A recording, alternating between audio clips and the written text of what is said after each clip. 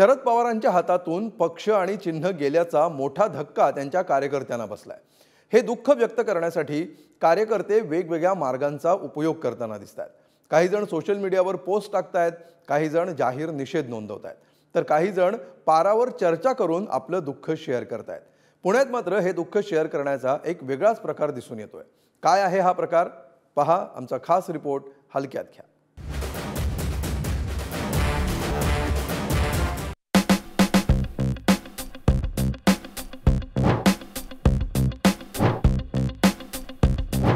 महाराष्ट्रातल्या इतर शहरांच्या तुलनेत पुणेकरांना एका बाबतीत थोडं जास्त टॅलेंट लाभलंय असं म्हणतात। हे टॅलेंट आहे पाट्या लिहिण्याचं। काळ बदलतोय तशी पाट्यांची जागा आता आधुनिक साधनं घेत आहेत। पाट्यांऐवजी आता पुण्यात फ्लेक्स आणि बॅनर्स जास्त दिसतात। मात्र साधन बदललं तरी टॅलेंट मात्र तेच आहे।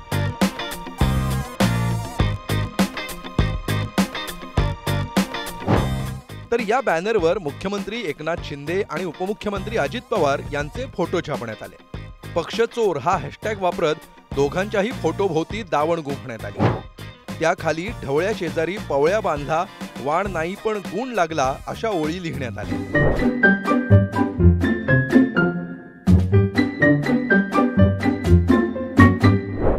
आपल्या हातून पक्षाचं नाव आणि चिन्ह गेल्याचा शरद पवार गटाला चांगलाच राग आला असेल।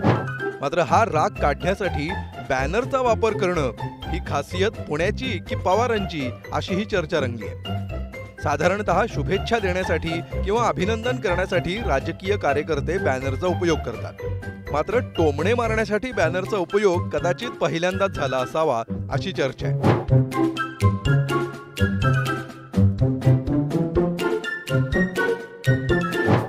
अर्थात ढवळ्या शेजारी पवळ्या बांधला ही ओळ तशीच ठेवून त्या जागी शरद पवार आणि उद्धव ठाकरेंचा फोटो लावला तरी चालेल असा टोमणा महायुतीचे समर्थक सोशल मीडियावरून मारतात। कारण बॅनर लावून टोमणा मारणारे पुणेकर जसे आहेत तसेच बॅनर लावणाऱ्यांना टोमणे मारणारेही आहेतच की पुण्यात। अमोल जोशी, पुढारी न्यूज, मुंबई।